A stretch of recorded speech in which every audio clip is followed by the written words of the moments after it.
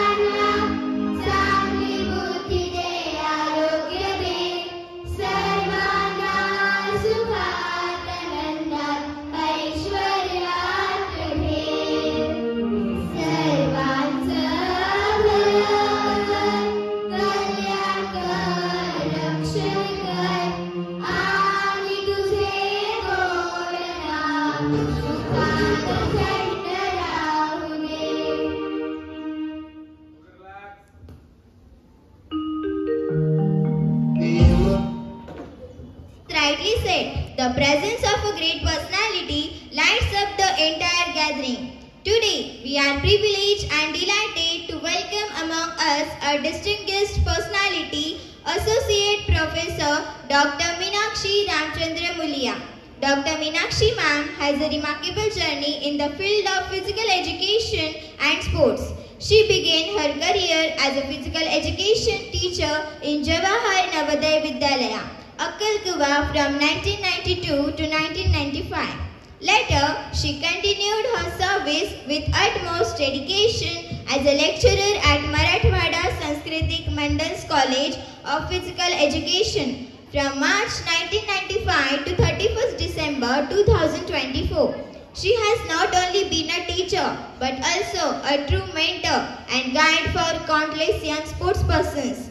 From 1998 to 2019, she worked as a team manager for various games and served as a university team coach in rifle and pistol shooting, kabaddi, basketball and cricket. Dr. Meenakshi herself is a proud national level rifle shooting player, a state and division level kabaddi and volleyball player, and has successfully completed an NIS short-term course in badminton. Along with sports, she is deeply involved in social service.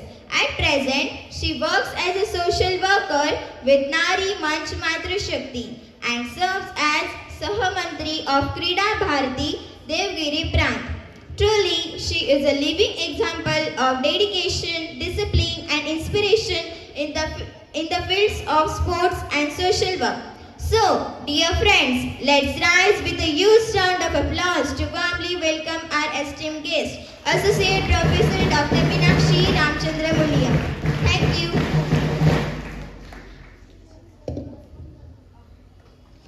Now I request our school president Ishwari Joshi to felicitate our today's guest, Dr. Meenakshi ma'am.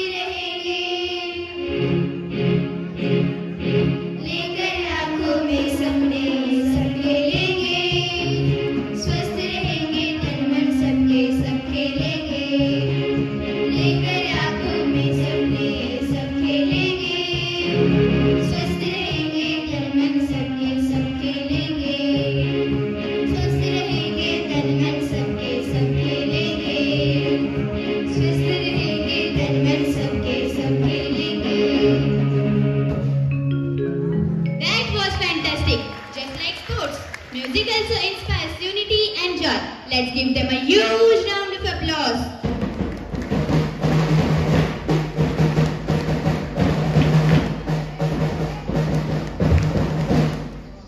Jai Hind everyone. Today's date is 29th of August 2025. Today's day is Friday. Today's good thought is the harder you work for something, the greater you feel when you will achieve it. I repeat my good thought. The harder you work for something, the greater you feel when you will achieve it. Thank you so much. Have a good day. Thank you, Varun. Sports. Now, let's understand why this day is so grand. For that, I invite Vaibhavi to tell us importance of the day. Hello to everyone. Today's importance of the day is National Sports Day. National Sports Day is celebrated on 29th of August. It is important for promoting physical activity and healthy lifestyle. while also honoring the legacy of hockey legend Major Dhyan Chand. The day emphasizes the significance of sport in overall well-being and encourages participation in physical activity. Thank you very much and have a good day ahead. Is seen in the health and strength of its youth. Thank you, Vaibhavi, for reminding us the value of this special day. Truly, as Swami Vivekananda says, the strength of our nation lies in your youth. Preaching it. Words are seeds that grow in our mind. It makes us smarter and help us to be kind. For today's new word, I invite Sanskruti.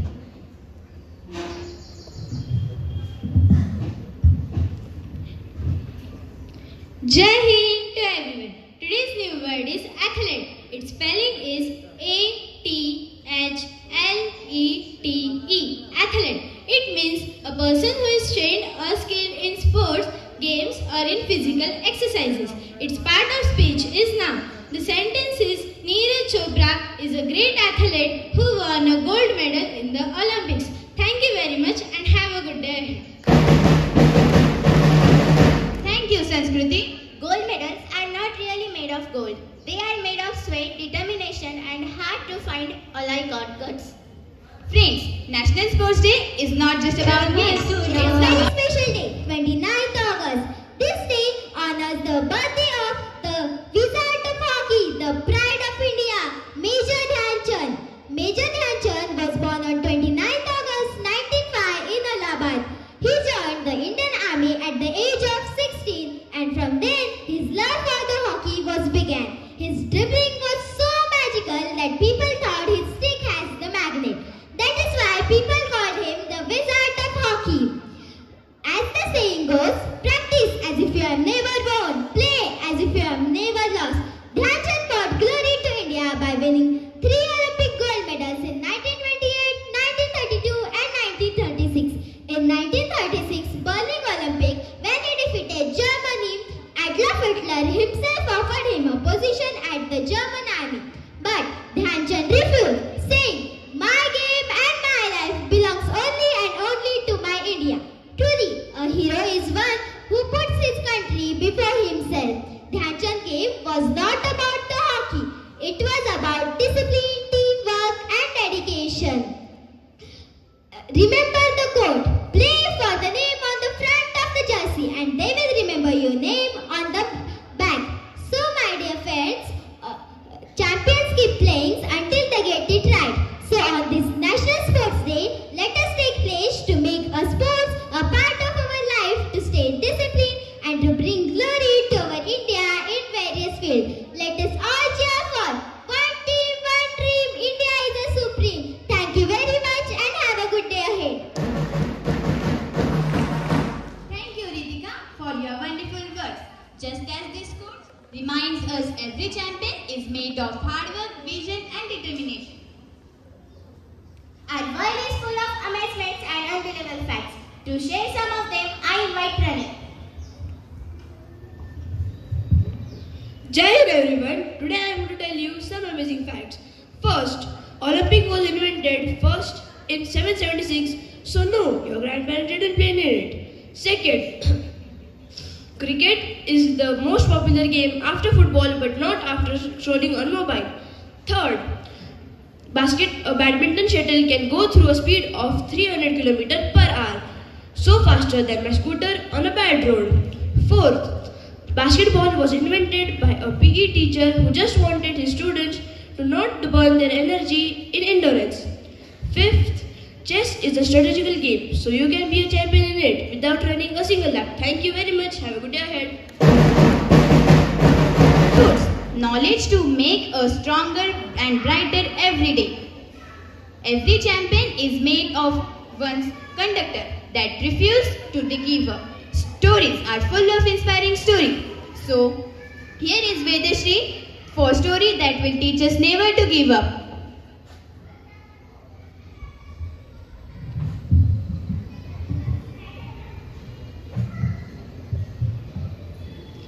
Jai Hind to one and all present over here. Today I am going to tell you one wonderful story. My story name is The Magical Stick of Major Dhyan Chand. However, there lived a boy named Dhyan Singh in India. He loved to play hockey so much that he would practice it after finishing his duty as a soldier. His friends called him Chand, Moon, because he practiced under the moonlight. That is how he became Dhyan Chand. As he grew, Dhyan Chand's game became magical. Whenever he played, the ball stick to his hockey stick as it was tied with glue.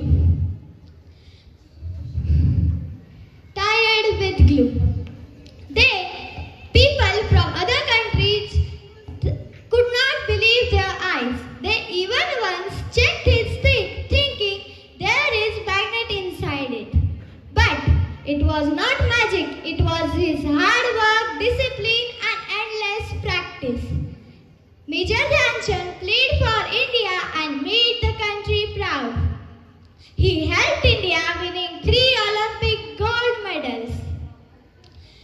Because of his honesty and dedication, he became a legend. Even today, he is known as the Hockey Wizard of India.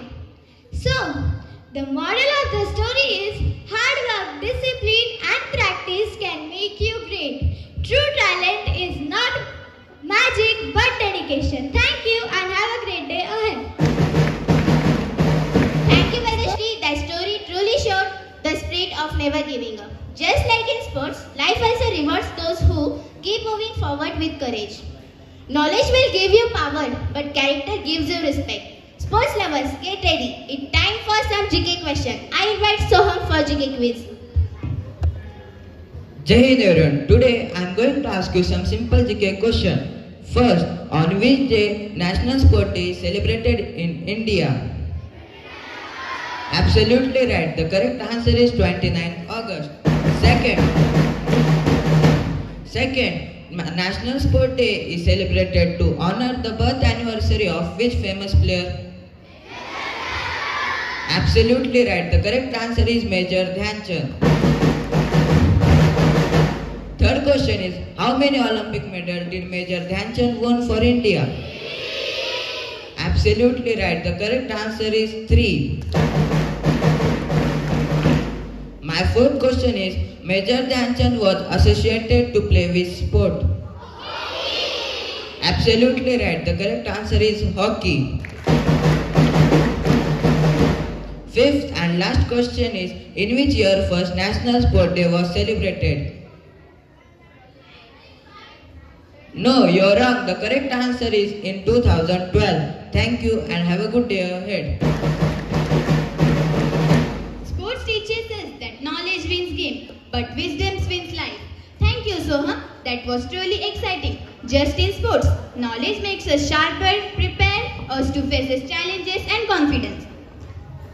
To make this day so special, we have arranged a short interview. So, for that, I invite Purvika as interviewer.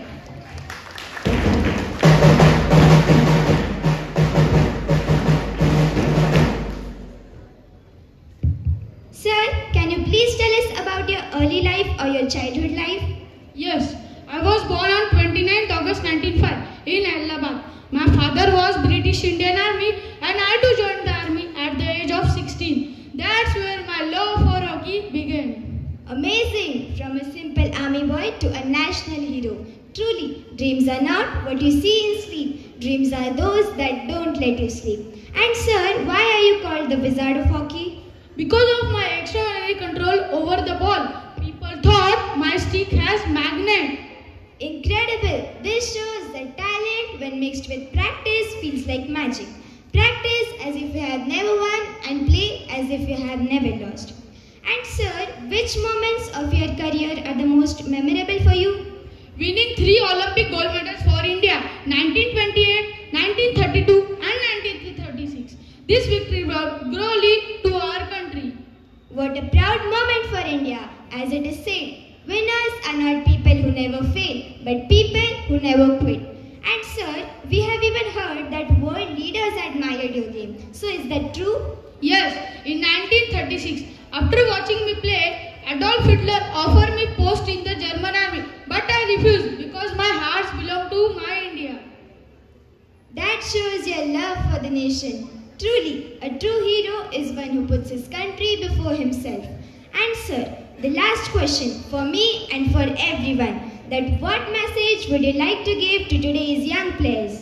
Sport teaches us discipline, teamwork and dedication. My message to young is respect your game. It will be growing to you and to your nation. Truly inspiring, sir. Hard work beats talent when talent doesn't work hard. And sir, thank you for your inspiring words. And friends, this is why we celebrate National Sports Day. Not just to remember a great player, but also to remind ourselves the true spirit of games, discipline, dedication and teamwork. Thank you, sir, for your inspiring word. As Major Dhyanchand proved with his stick and spirit, champions are made from something deep inside, a dream, a desire and a vision. At last, I would like to say, one team, one dream, India is supreme. Thank you.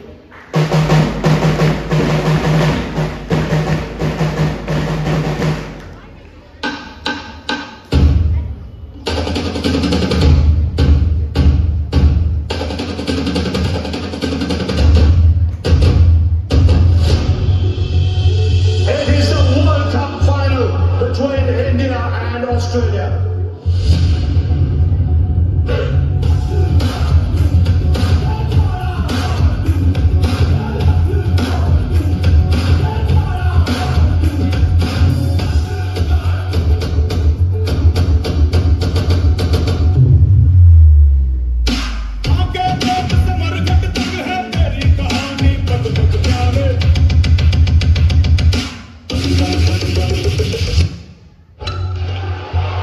That's huge. That is a biggie. It's out there.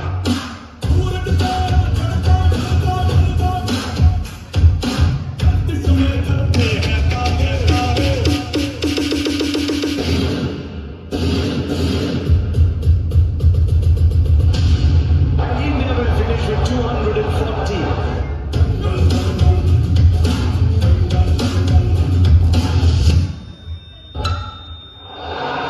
Australia won the World Cup for the sixth time and in front of 120,000 people.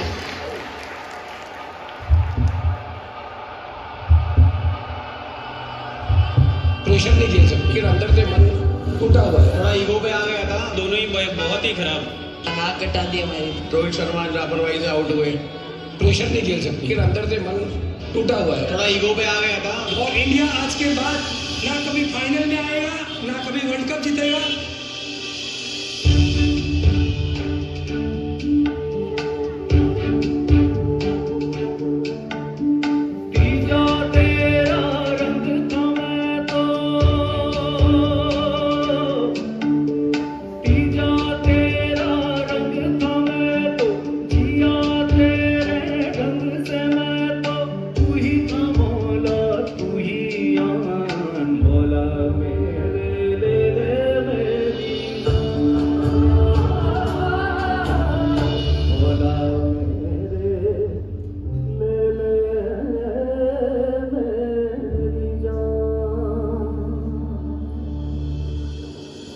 उस दिन से आज तक एक कसक अभी बाकी है दिल के उस कोने में एक धड़क अभी बाकी है अपने कदमों पर तो खड़ा हो गया पर इंडिया के लिए फिर से खड़ा होना अभी बाकी है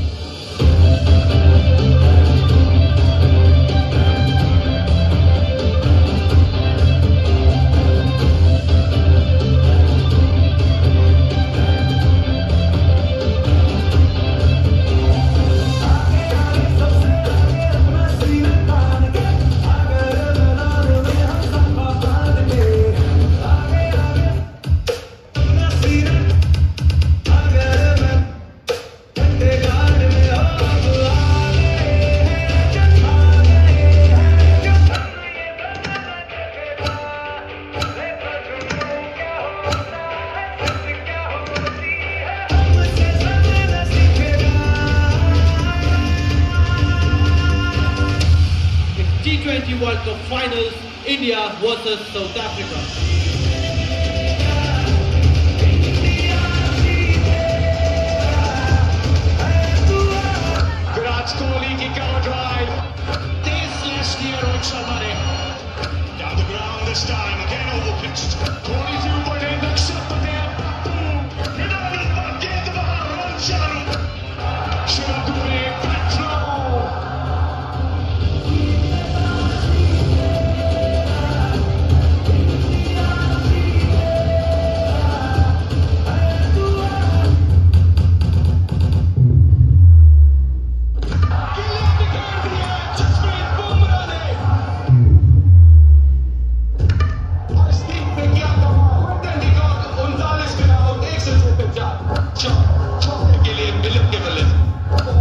चौका।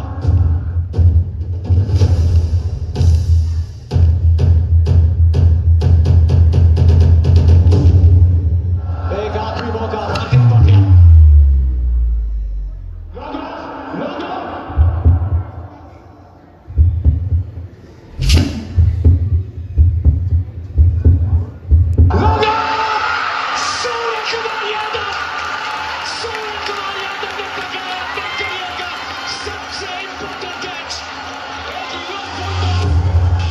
It's India who win the T20 World Cup.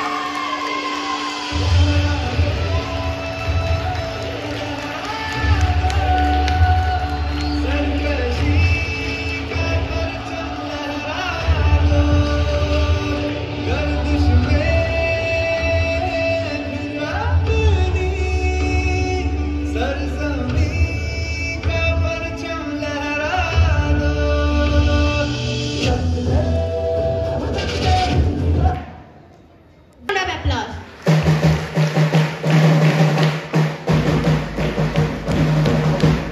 Today I will tell you a story about Major Dhyan Chand, patriotism and love for the nation.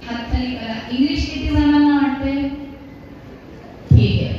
आता हिंदी किती जणांना वाटतं? ओके. तो मेजॉरिटी उपस्थित असलेले सर्व मान्यवर आणि विद्यार्थी मित्रांनो, आज तुम्ही मेजर ध्यानचंदजींचा जो स्मरणार्थ इतकं सुंदर तुमचं प्रेझेंटेशन होतं की मी भारावून गेले. आणि हा जो उद्देश आहे 29 ऑगस्ट आपण का साजरा करायचा? खेळ दिवस. खेळ दिवस काय आहे आणि कशासाठी? असं काय कर्तृत्व केलेलं आहे मेजर ध्यानचंदजींनी? तर देश आपला पारतंत्र्यात असताना त्यांनी आपल्या देशाला 3 स्वर्ण पदक मिळवून दिलं.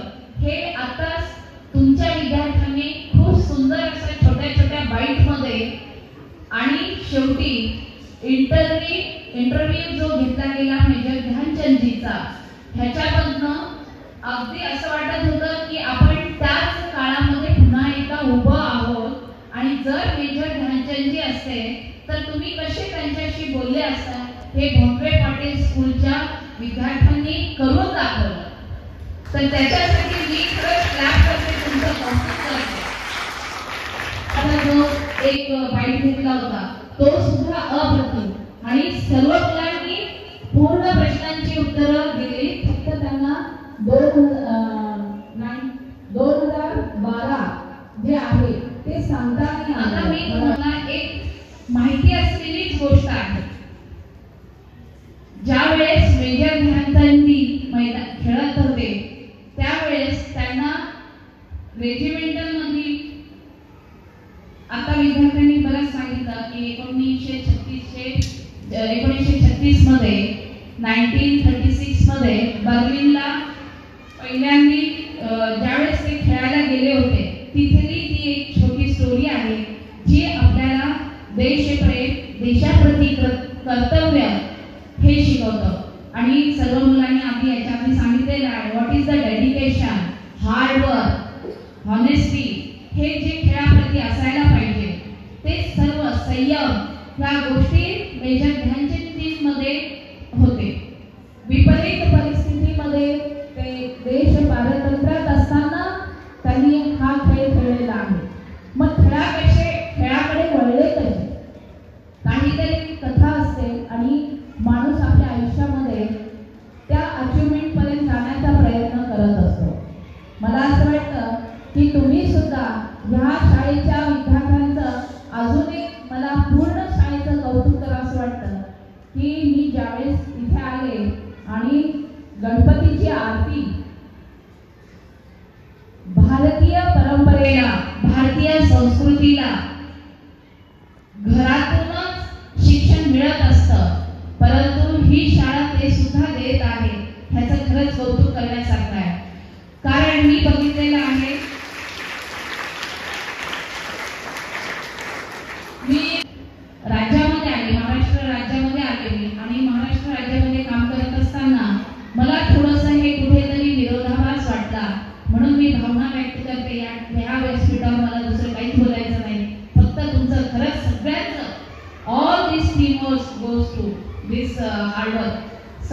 तुमचं जे हार्डवर्क आहे, विद्यार्थी कसा उभा आहे, इथपासून शिक्षकाचं आणि मॅनेजमेंटचं लक्ष आहे, हे खूप कौतुकासारखं आहे. शिक्षक डेडिकेटेड आहे आणि तुम्हाला खूप सुंदर शिकायला मिळतंय. पण तुमच्यासारखं मेजर ध्यानचंदजींना मिळालेलं नाही. ज्यावेळेस ते 17 जुलै 1936 मध्ये जर्मनीमध्ये 1 महिन्यासाठी सराव, ज्याला आपण एक शो मॅच म्हणतो, तसं मॅच खेळवण्यासाठी भारताला बर्लिनमध्ये बोलावण्यात आलं होतं. तिथे मेजर ध्यानचंदची टीम जी जाणार होती, त्या टीमला जाण्यासाठी पैसे सुद्धा नव्हते. कारण आपण पारतंत्र्यात होतो, आपला देश त्यावेळेस स्वतंत्र झालेला नव्हता, आपण गुलामगिरीत जीवन जगत होतो.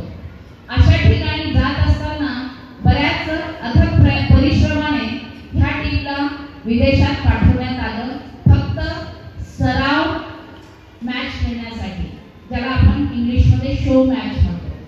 त्या मॅचसाठी गेलेले असताना तिथे असलेल्या काही चुकीमुळे ती सराव मॅच आपण जर्मनी बरोबर हारलो. 6 गोल जर्मनी बरोबर हारलो आणि 8-1 ने आपण काय केलेलं आहे, तिथे जिंकलेलं आहे. नंतर ऑलिम्पिकला, पण तत्पूर्वी तिथे शो मॅच मध्ये आपली हार झाली. ती हार मेजर ध्यानचंदजीच्या जिवारी खूप लागलं. पण कधी कधी म्हणत असतो ना आपण की विरोधकाला ही गाफील ठेवण्यासाठी ही खूप मोठी संधी मिळाली होती, ती शो मॅचची. तिथून आल्यानंतर त्यांनी 1 महिना मेजर ध्यानचंदजींना झोपच लागली नाही. कारण आपण हारलो आणि 1926 मध्ये जिंकलेली टीम, कंटिन्यू 2दा गोल्ड मेडल जिंकलेली टीम, तिसऱ्यांदा शो मॅच मध्ये हारते, ह्याच्यापेक्षा दुर्दैव कोणतंच नाही. आणि ते मेजर ध्यानचंदजींच्या जिवारी लागलं.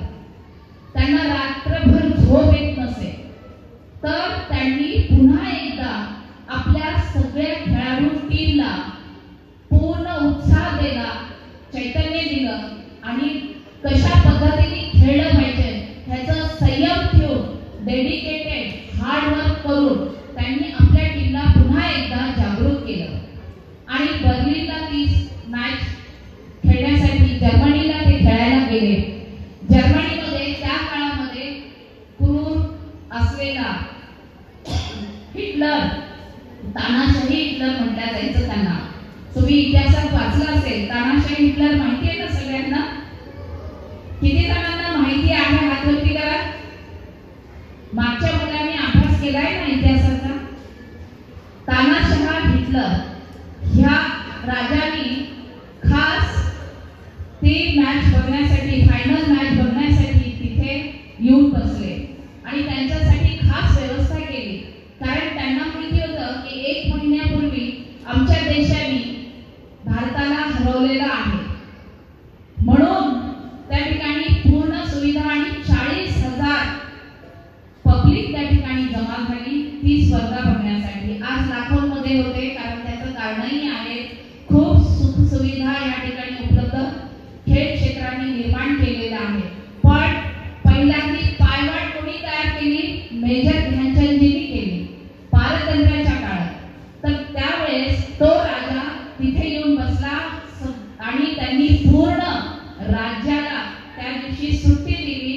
खास निमंत्रण सांगितलेलं होतं की तुम्हाला सगळ्यांना आपली फायनल मॅच बघायला जायचं आहे. फायनलला कोण पोहोचलं? जर्मनी आणि भारत. मग ती मॅच होत असताना सगळेजण डोळे अगदी आश्चर्यचकित होऊन त्या खेळाकडे बघत होते. पण काय संचलन भारतीय खेळाडूंमध्ये ते सांगता येत नव्हतं आणि एकावर एक गोल करत त्यांनी 8-1 ने जर्मनीला हरवलं. जर्मनीला हरवल्यानंतर त्याच्यामध्ये 6 गोल स्वतः मेजर ध्यानचंदजींनी केलेले होते. मेजर ध्यानचंदजींच्या ह्या खेळामुळे असा फरक पडला की हे आश्चर्यचकित करणारी गोष्ट हे विचार करायला लागला तिथला राजा. पण त्यांनी पूर्ण मॅच बघितली नाही. ज्या वेळेस शेवटचे 2 गोल राहिले होते त्यावेळेस हे जे हिटलर आहे राजा तिथला जर्मनीचा तो निघून गेला. कारण त्याच्या लक्षात आलं की मेजर ध्यानचंदजीच्या मॅजिक स्टिकच्या पुढे आपला टिकाव लागणार नाही. मग ही मॅजिक स्टिक जसं विद्यार्थ्यांनी सांगितलं की जगाला वाटायचं की त्यांच्या स्टिकला काहीतरी चुंबक आहे. बऱ्याच वेळेस त्यांच्या मॅजिक स्टिक ह्या ज्या आहे ह्या तोडल्या गेल्या आणि त्याच्यात चेक केलं गेलं की खरंच मॅजिक आहे का. त्याच्यानंतर काही वेळा त्यांना त्यांच्या हातातली स्टिक काढून घेऊन त्यांच्या ज्या देशाबरोबर खेळायच्या त्या देशातील लोकांनी त्यांची स्टिक दिली, त्याच्याने सुद्धा त्यांनी खेळलेले आहे.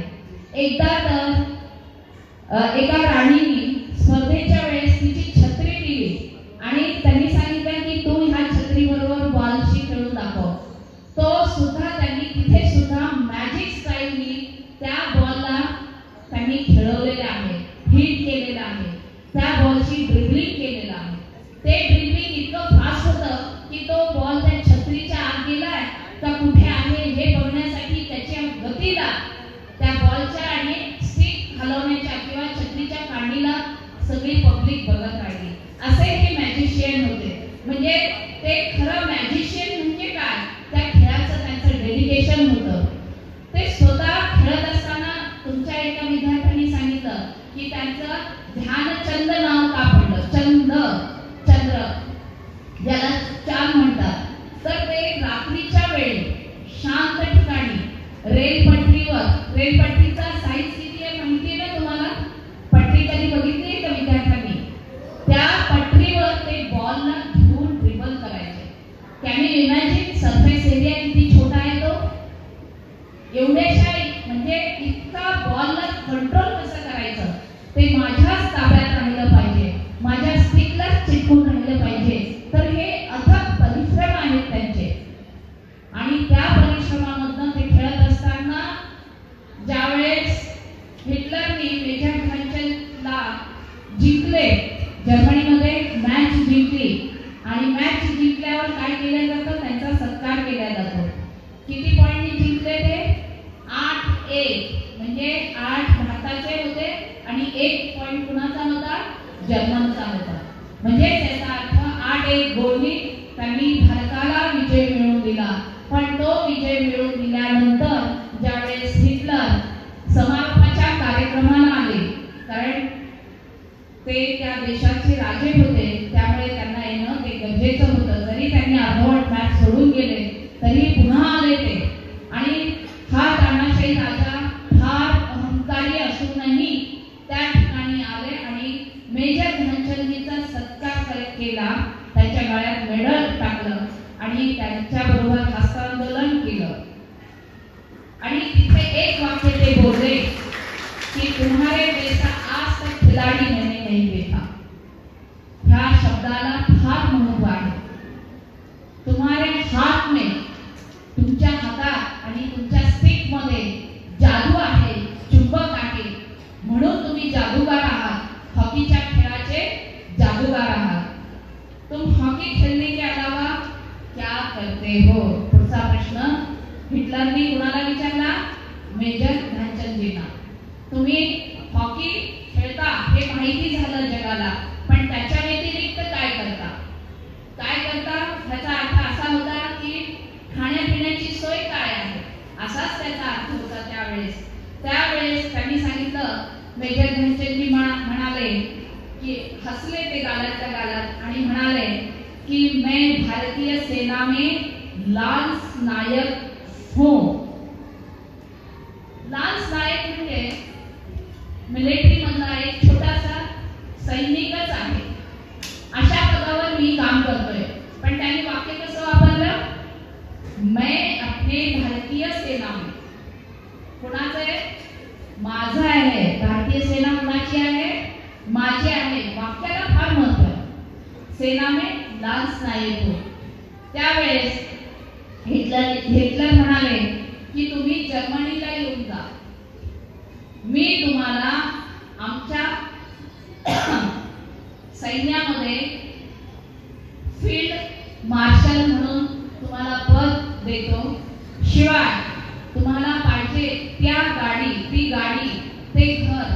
स्पर्धे मी तुम्हाला देऊ इच्छितो, पण तुम्ही माझ्या देशासाठी आणि माझ्या देशात या, असा प्रस्ताव मेजर ध्यानचंदजींच्या समोर हिटलरने ठेवला.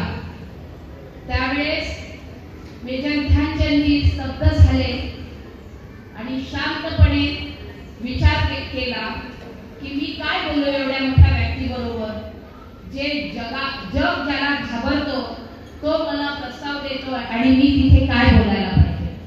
तर मला सांगा विद्यार्थी मित्रांनो, तुम्हाला काय वाटतं की त्यांनी काय सांगायला पाहिजे होतं? मी प्रश्न उत्तर देते. त्यांनी प्रस्ताव स्वीकारायला पाहिजे असं किती जणांना वाटतंय? Very good. आणि त्यांनी प्रस्ताव नकार दिला पाहिजे असं किती जणांना वाटतं? मधले फार डेंजर असतात बरं का, हो किंवा नाही, मधल्याचा अर्थ वेगळा होतो. ज्यांनी दोन्हीकडे हात उचलला नाही त्यांनी. तर ह्या ठिकाणी मागे बसलेले जे विद्यार्थी आहेत, एकदम मागच्या लाईनीचे हो, मधले थोडेसे विद्यार्थी कंटाळा करताय, हात सुद्धा उचलायचा कंटाळा करताय. बरोबर आहे? ये 25% ठीक है, 50% हाँ ठीक है, ये 100% इसे कहा जाता है. Very good. हात खाली करा. तर या ठिकाणी त्यांनी एक शब्द, एक स्तब्धपणे आपला विचार केला.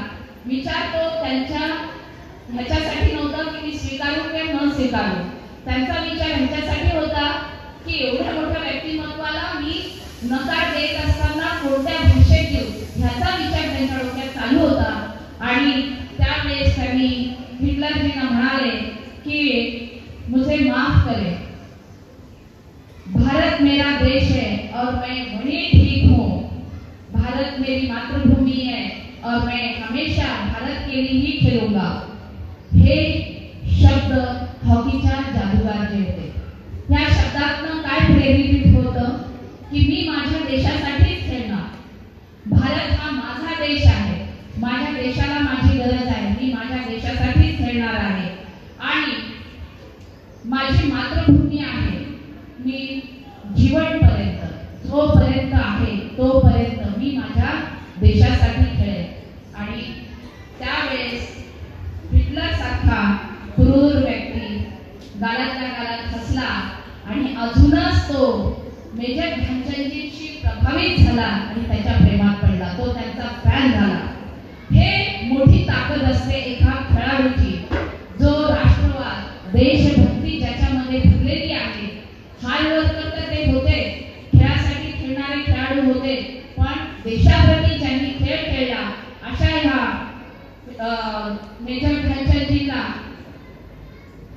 गोल्ड मेडल देता देता हिटलरचं मनही त्यांनी जिंकलं. म्हणजे त्यांनी गोल्ड मेडलही प्राप्त केलं त्यांच्याकडनं आणि हिटलर सारख्या क्रूर व्यक्तीचं मनही जिंकलं. म्हणून मेजर ध्यानचंदजी हे लेजेंडरी आहे आणि आपल्या देशाचं, आपल्या नवलौकिक घडवून आणणाऱ्या अतिउच्चतम खेळाडू म्हणून त्यांच्याकडे आदराने बघितलं जातं. त्यावेळेस हिटलरने त्यांना सन्मानाने विदा केलं. विदा म्हणजे जाऊ दिलं. सगळे घाबरलेले होते त्या क्षणी की हिटलर हा आता काय करतो, हा तानाशाही माणूस जो आहे त्यांनी सुद्धा भारताच्या अशा सर्वोपरी आपण ज्याला मांडतो अशा या मेजर ध्यानचंदजींच्या जन्माला सलाम करून मी माझे या ठिकाणचे 2 शब्द संपवते. सगळ्यात महत्त्वाचं आहे ही कथा तुम्ही बऱ्याच वेळेस ऐकलेली असेल, पण त्या कथेतील 3 लाईन फार महत्त्वाच्या आहेत की कितीही क्रूर आणि तानाशाही व्यक्ती असला तरी मी गोल्ड मेडल जिंकलो म्हणून खूप मोठा त्यांनी इगो केला नाही आणि त्यांच्याशी माफी मागितली की तुम्ही मला ही ऑफर केली तो माफ करे, भारत मेरा देश है और मैं हमेशा वहीं ठीक हूँ. भारत मेरी मातृभूमि है और मैं हमेशा भारत के लिए ही खेलूंगा. अशा ह्या लेजेंडरी व्यक्तीचं खेळ जगतामध्ये योगदान आहे. म्हणून त्यांना 1956 मध्ये पद्मभूषण सन्मानित करण्यात आलेला आहे. तुमच्या विद्यार्थ्यांनी सांगितलेलंच आहे की त्यांचा सन्मान कोणकोणत्या ह्याच्यात करण्यात आलेला आहे. राजीव गांधी खेलरत्न पुरस्कार आता मेजर ध्यानचंदजी खेलरत्न पुरस्काराच्या नावाने करण्यात आलेला आहे. हे सुद्धा एक हा त्यांच्यासाठी असलेला सन्मानच आहे. त्यांनी त्यांच्या जीवनामध्ये 1000 गोल केलेले आहेत, यशस्वी गोल. अशा व्यक्तिमत्वाला परिश्रम, संघर्ष, मेहनत आणि संकल्प या आपण त्याला म्हणू शकतो, ह्या सर्व डेडिकेशनवरच त्यांनी आपल्या आयुष्यामध्ये स्वतःला इथपर्यंत पोहोचवलेला आहे. सगळ्यात महत्वाचं आहे की ते ज्यावेळेस मॅच हरले, शेवटची मॅच, मी जसं तुम्हाला म्हटलं की न्यूझीलंडमध्ये खेळत असताना पहिल्यांदा ते न्यूझीलंडमध्ये 1926ला खेळलं, तुमच्या विद्यार्थ्यांनी सांगितलेलं आहे. पण त्याच्यामध्ये पण मॅच हरल्यानंतर रडत बसलेलं व्यक्तिमत्व नाहीये. म्हणून तुम्हाला सांगायचं आहे की कधी कधी आपण यशाच्या खूप जवळ जातो, पण तिथे कधीतरी आपली काही मिस्टेक्स असतात, लूप फॉल्स असतात, व्हॅक्यूम असतं की जिथं आपलं कधी लक्ष जात नाही आणि मग आपल्याला अयशस्वी फेल्युअर म्हणून परत यावं लागतं. पण कधीही फेल्युअर झाल्यावर बसून राहणारा व्यक्ती कधी यशस्वी जीवनात होऊ शकत नाही. याचा अर्थ त्याला अजून 5 पटीने, 10 पटीने, 100 पटीने प्रयत्न करून तो आपलं फेल्युअरला यशस्वीतेमध्ये बदलू शकतो. हे जर्मनीच्या स्पर्धेमध्ये त्यांनी दाखवून दिलेलं आहे. तर मला असं म्हणायचं आहे की ही गोष्ट जी आहे सगळ्यांना माहिती होती का नाही? सर्व खेळाडूंनी आणि विद्यार्थ्यांनी मला फक्त एकदा हातवरती करून सांगायचं की yes I know this story. किती जणांना माहिती आहे? Very good. आहे, काही का असेना संख्या आहे आपल्याजवळ. आणि ही जी स्टोरी आहे हे देशप्रेम आणि देशासाठी खेळण्याची प्रेरणा देणारी आहे. यानंतर थोडंसं मी तुमचा शेवटचं 2 मिनिटं घेणार आहे की या ठिकाणी मला आपण बोलवलं. आज आपण राष्ट्रासाठी खेळणारे व राष्ट्राभिमान बाळगणारे असे राष्ट्रीय खेळाडू ज्यांना आपण 1956 मध्ये पद्मभूषणनी सन्मानित केलेले आहे आणि हॉकी जगामध्ये त्यांनी जादू निर्माण केली, त्यांच्या मेजर ध्यानचंदजींचा जन्मदिवस हा सगळीकडे आपण राष्ट्रभक्तीपर, राष्ट्रवर प्रेम करणारे असल्या कारणाने सर्वजण ह्या खेळाडूला नमन करतो, वंदन करतो. आणि राष्ट्र खेळ का आपण प्रत्येक शाळेमध्ये आयोजन करतो, प्रत्येक ठिकाणी, शाळाच नाही, महाविद्यालयच नाही, तर छोट्या छोट्या असोसिएशनमध्ये सुद्धा आज खेळाच्या असोसिएशनमध्ये जाणाऱ्या खेळाडूंना माहिती आहे की आज त्यांचे आपण स्पोर्ट डे म्हणून साजरा करतो. सगळ्यात शेवटी मला आता एवढंच म्हणायचं आहे की तुम्ही कंटाळलेले आहात, कारण इतके सुंदर कार्यक्रम झाल्यावर भाषणासारखा बोर विषय आपल्याला नको असतो.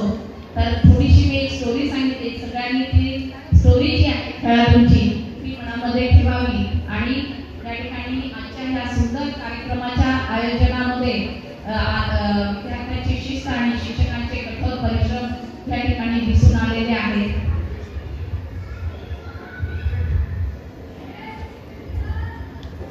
शारीरिक आज आपल्याला आपलं सगळं जग हे शारीरिक शिक्षणाकडे मोठ्या आशेने पाहत आहे. कारण आयोजित केलेल्या या कार्यक्रमात मुलांना आज आपण एवढा संदेश देऊ शकतो की सर्व विद्यार्थ्यांनी मी शेवटी एवढंच म्हणेन की अभ्यास जितका महत्त्वाचा आहे तितकाच महत्त्वाचा खेळ सुद्धा आहे.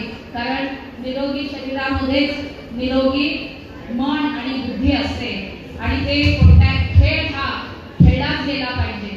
खेळ खेळत असताना द्वेष भावना त्या ठिकाणी नको आहे.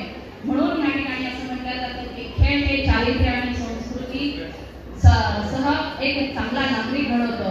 म्हणून खेळ चारित्र्य घडवतो, चारित्र्यवान राष्ट्र घडवतो.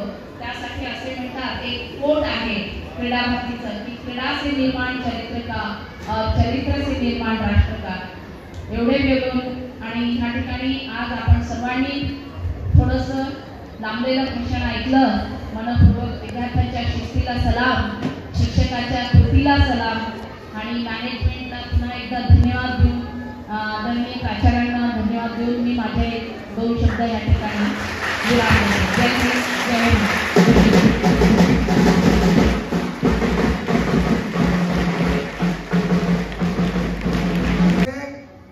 मेजर ध्यानचंद, बरोबर आहे की नाही? त्यांची जी राष्ट्राबद्दलची जी भावना होती, त्यांच्या मनामध्ये जे राष्ट्रप्रेम होतं, तेच राष्ट्रप्रेम प्रत्येकाच्या मनामध्ये आलं पाहिजे आणि त्याच प्रेमाने आपण आपल्या देशासाठी, आपल्या कुटुंबासाठी, आपल्या समाजासाठी काय केलं पाहिजे? काम केलं पाहिजे. करणार ना सर्वजण? सर्वजण ज्ञानी होणार ना? मोठ्या पदावर जाणार आणि राष्ट्रप्रेम मनात ठेवणार. मी आज तुमचा जास्त वेळ घेत नाही, कारण आपल्या ज्या प्रमुख पाहुण्या होत्या, आपली मुलं होती, त्यांनी खूप छान असं मार्गदर्शन तुम्हाला केलेलं आहे. आणि आज खेळ दिवस आहे आणि मॅडम आमच्या मुलांना दररोज 1 तास खेळायला असतो. खेळ हा कशासाठी असतो? स्वतःसाठी. कशासाठी असतो?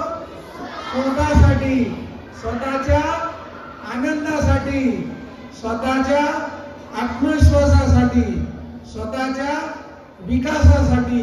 खेळ कशासाठी असतो? स्वतःसाठी, आहे का नाही? आणि अभ्यास पोटासाठी, आहे ना?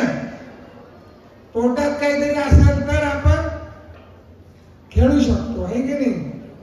अभ्यास आणि खेळ या दोन्ही गोष्टीचा संगम आज आपल्याला आपल्या स्टेजवर पाहायला मिळाला. तुम्हाला या खेळ दिनाच्या आणि या गणपती उत्सवाच्या खूप खूप शुभेच्छा. धन्यवाद. Thank you. Spirit and dedication. Now I would like to hand over my mic to Umade sir for announcement. Thank you. जय all of you. सर्वांना सूचना आहे, सर्व मान्यवरांना विनंती करतो, शैक्षणिक प्रगतीसोबत आपल्या सर्व विद्यार्थ्यांचा सर्वांगीण विकास व्हावा या हेतूने क्रीडा, कला या कलेमध्ये पारंगत होण्यासाठी अखिल भारतीय गांधर्व महाविद्यालय मंडळ मुंबई यांच्यातर्फे घेण्यात येणाऱ्या 2025 सालच्या एक्झाम मध्ये आपल्या विद्यार्थ्यांनी संभाजीनगरच्या संपूर्ण केंद्रामधून प्रथम क्रमांक मिळवला असताना सर्वांनी जोरदार टाळ्या त्यांचं स्वागत करावं. त्याचं नाव दिव्यांश बोरकर, त्यांनी तबला या विषयामध्ये. दिव्यांश बोरकर, मी मान्यवरांना विनंती करतो की त्यांचे सर्टिफिकेट द्यावं.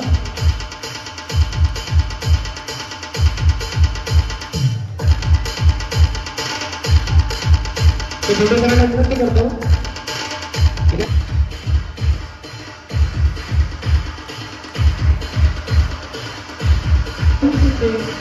इने गायन या विषयामध्ये डिस्टिंक्शन मध्ये प्रथम क्रमांक पटकावला.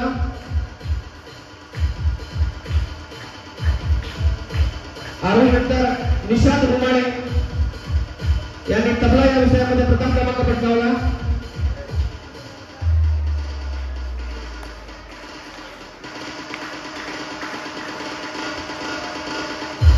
मी विनंती करतो स्टेजवरती यानंतर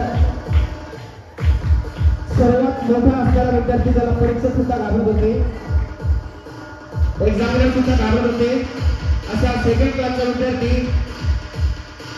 विराज शिंदे यांनी तबला या विषयामध्ये प्रथम क्रमांक पटकावला. सुधाने मॅडमला विनंती करतो त्यांनी सुद्धा स्टेजवरती यावं.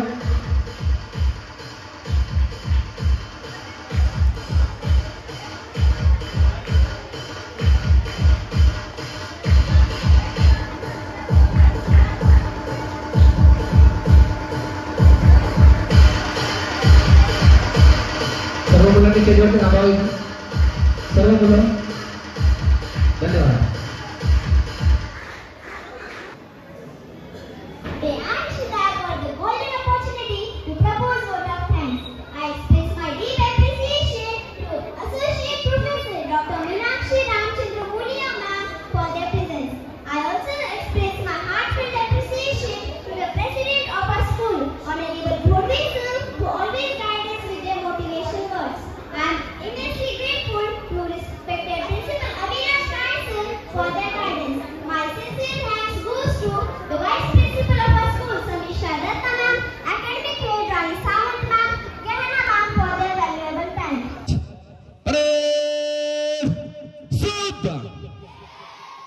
एक साथ ऊंचे आवाज में राज्य गीत शुरू करेंगे। शुरू कर।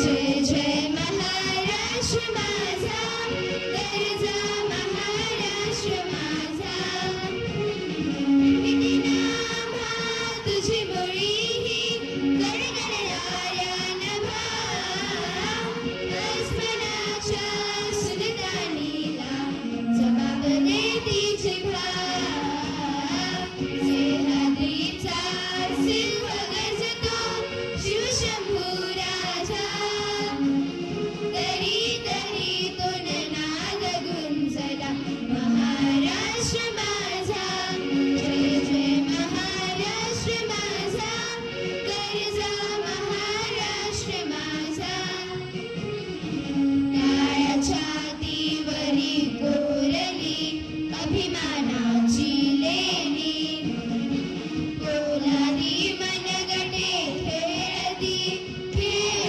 जीवघेणी, दारिद्र्याच्या उन्हात शिजला, धुराच्या घामाने भिजला, देश गौरवासाठी झिजला, दिल्लीचे हित राखितो महाराष्ट्र माझा, जय जय महाराष्ट्र माझा, गरजा महाराष्ट्र माझा, गरजा महाराष्ट्र माझा, गरजा महाराष्ट्र माझा.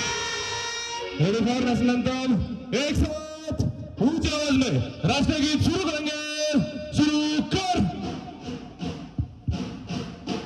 जनगण मन अधिनायक जय हे भारत भाग्य विधाता, पंजाब सिंध गुजरात मराठा द्राविड उत्तर बंग, विंध्य हिमाचल यमुना गंगा उच्चल जलधि तरंगा, तव शुभ नामे जागे, तव शुभ आशीष मागे, गाहे तव जय गाथा, जनगण मंगलदायक जय हे भारत भाग्य विधाता, जय हे जय हे जय हे, जय जय जय जय हे.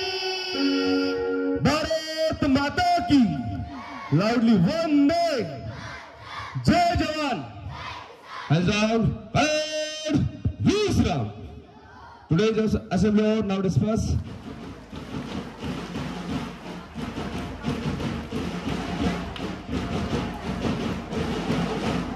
Sit down.